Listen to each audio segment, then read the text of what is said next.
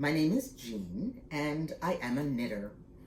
I am working my way through level 1 of the Master Hand Knitting program from the TKGA. This is it. I've gotten all of my swatches done, and I'm working through the plan of action that they provide with a checklist to complete all of the tasks. I've got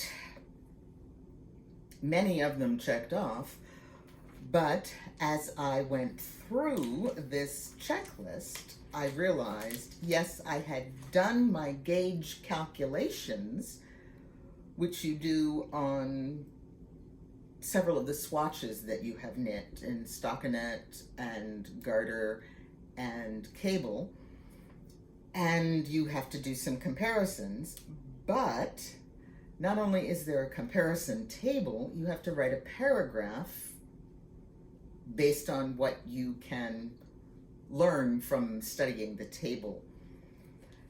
And I hadn't written that paragraph, but I thought I'd completed the gauge swatches. Well, no, if you haven't completed the paperwork, the task isn't done. So I got that taken care of rather quickly, and I have a blank formatted, well, relatively blank. I have a formatted paper that I can use for my swatch information sheets. And what I do is I call it up on my computer, I delete and insert the correct text, and then save it as swatch information sheet number 7, so to speak, or swatch information sheet number 4. And that is helping a good deal because I can then finish that. I was in printer hell for a few days. My printer suddenly said, oh, no, I'm not going to connect. And my computer wouldn't talk to the printer, and the printer couldn't talk to the computer, and I went round and round and round and round and round. Finally got that all sorted out. Don't ask me, I didn't change settings that I know of, but automatic updates will sometimes change settings for you. But that's okay.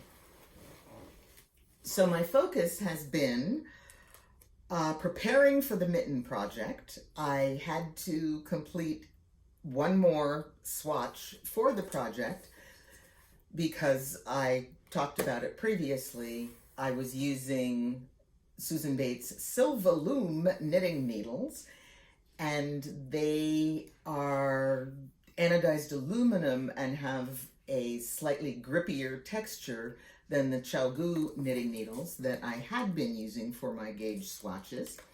So while I got close, I wasn't in final. Now they always tell you use the exact same needles and the exact same yarn, and you think to yourself, a size 6 needle is a size 6 needle. Well, no, that's not always true. A size 6 needle in metal is very, very slippery, and a size 6 needle, perhaps of bamboo, would be very, very grippy, or a raw wood would be very, very grippy. So you can't just assume the needle size is right. You have to also make sure the needle texture is right. But we've talked about that before.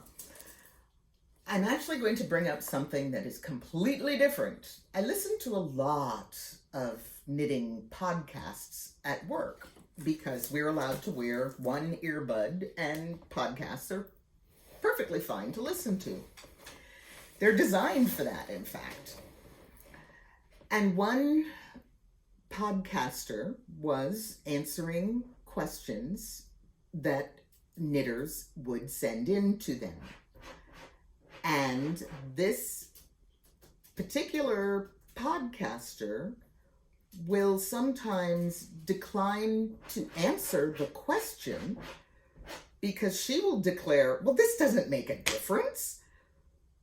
But it does make a difference, and it makes a difference to the person who asked you the question, And to tell somebody that I don't care, I don't think it makes a difference, is a lot different from telling somebody how to solve a knitting problem because it's a problem for them.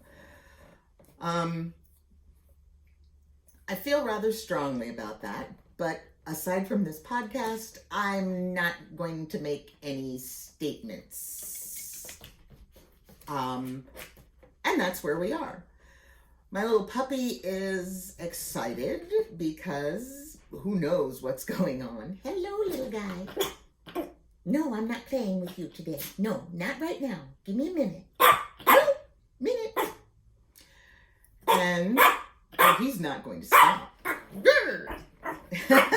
My dog wants to play. He's not going to stop, so if you will excuse me for a moment, I'm going to go play with my puppy. I'll be right back. Well, that was a lovely break in the day. He's such a silly puppy sometimes, but he's also very demanding. So I got some interesting feedback when I talked about nitty naughties, so I also wanted to talk about these things. These are made by Dritz. They are blocking mats that I picked up. And what I like about them is that they have grid lines on them, so I don't have to use my T-squares and my drafting triangles to line things up in a square fashion. But what I do not actually like is that, let's see if this will come into focus.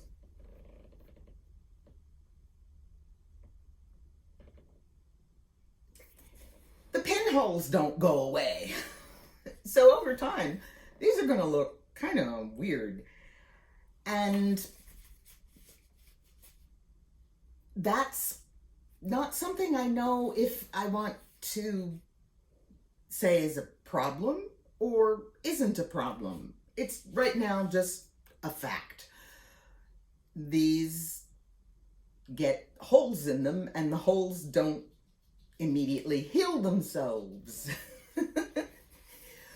The silly little floor mat things that I had been using, hey pup, don't show the pinholes the same way. They're bigger, they're more awkward, they're more difficult to carry around. They don't have lines on them, but they don't get holes in them. 6 in one, half a dozen in the other. You pays your money, you takes your chance. I still have the mitten to knit for my project, and using this book as a reference, I have chosen a cast-on that should be fairly elastic and work well at the oddly ribbed cuff. I've been practicing using the cast-on, so I will cast on and knit a bit and cast on and knit a bit because, well, you just have to practice. And my little tag here is so that I have a notation of what page I used in the book, so if I need to document, I haven't read the directions that closely. Bad Jean, bad Jean. If I have to document what texts I used as references for this particular thing, well then, I have it marked. I will also say that I have used an article written by Arenda Holiday that was published in the Knitters Guild Association magazine, Cast On, about how to avoid that stupid little hole at the base of the thumb when you are picking up, because while you think you shouldn't have a hole, you always end up with a hole. And you shouldn't always end up with a hole. You should be able to correct for that.